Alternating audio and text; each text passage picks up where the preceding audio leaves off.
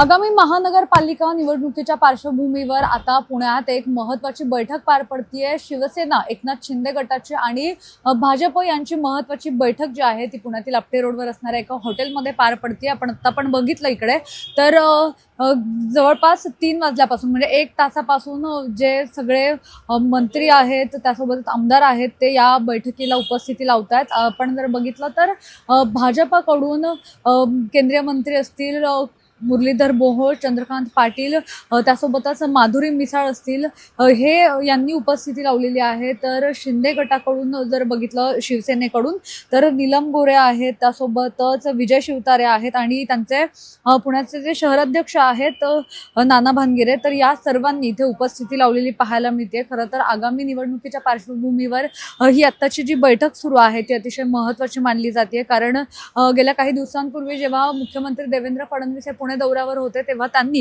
एकनाथ शिंदेची शिवसेना आणि राष्ट्रवादी जी आहे तर ती वेगळी लढणार असल्याचं सांगितलं होतं। एकनाथ शिंदेची शिवसेना आणि भाजप हे आगामी निवडणुकीला सोबत सामोरे जातील असं त्यांनी सांगितलं होतं आणि याच पार्श्वभूमीवर आता नेमकी कशा पद्धतीने ही बैठक पार पडते आणि या बैठकीमध्ये नेमके शिवसेनेला किती जागा दिली जाते, यासोबतच भाजप किती जागांवर लढणार हे सगळं पाहणं खरं तर महत्त्वाचं असणार आहे।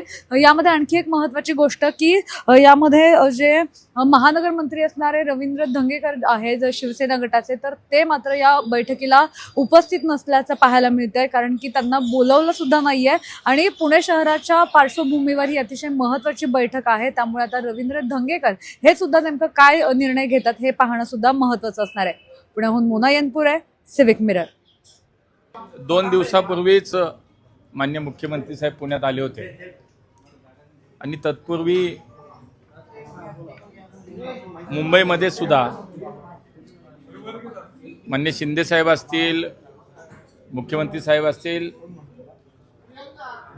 यांनी एकत्रितपणे निर्णय घेतला की महाराष्ट्रामध्ये सर्व महानगरपालिकेच्या निवडणुकीमध्ये भारतीय जनता पार्टी आणि शिवसेना युतीमध्ये लढतील।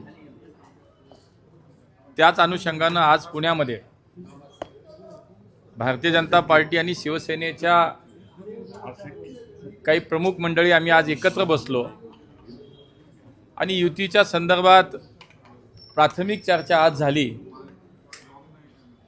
यापूर्वी झालेल्या सुद्धा पत्रकार परिषदेमध्ये मी हे सांगितलं होतं की पुण्यामध्ये महापालिकेच्या निवडणुकीसाठी आम्ही एकत्रितपणे लढणार आहोत। माननीय मुख्यमंत्री देवेंद्रजींनी तशा सूचना आम्हाला दिल्या होत्या आणि त्यामुळे राज्याच्या नेतृत्वाचा जो काही निर्णय आहे देवेंद्रजी आहेत, शिंदे साहेब आहेत, यांनी जो काही निर्णय घेतला तो निर्णय आम्हा सगळ्यांसाठीच, भारतीय जनता पार्टी असेल, शिवसेनेचे पदाधिकारी नेते असतील, सगळ्यांसाठीच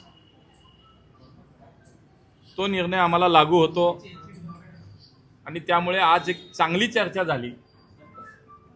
युतीमध्ये पुण्यामध्ये लढताना शेवटी राज्यातल्या नेत्यांचं एकमत झालंय। आपण अण्णांच्या मुखातून ऐकलेलेच आहे की आमचे दोन्ही उच्चस्तरीय नेते माननीय मुख्यमंत्री देवेंद्रजी फडणवीस आणि त्याचबरोबर माननीय नामदार एकनाथराव शिंदे यांनी प्रिन्सिपली असं ठरवलं की आपल्याला एकत्रित लढायचं आणि ते फक्त पुणे नव्हे 29 महानगरपालिकेच्या सर्व इलेक्शन्समध्ये आम्ही एकत्र लढणार। आणि पहिली आजची बैठक झाली, सर्व नेते होते। इन प्रिन्सिपल कसं पुढे जायचं याची एक धोरण आम्ही आता ठरवलं आहे। ते धोरण असं असेल की कुठेही भाजप आणि सेनेचं कॉन्फ्लिक्ट होणारच नाही, कुठेही तक्रार होणारच नाही आणि म्हणून काही गोष्टी अतिशय प्रिन्सिपली आम्ही ठरवलेल्या आहेत। त्याच्यावर मग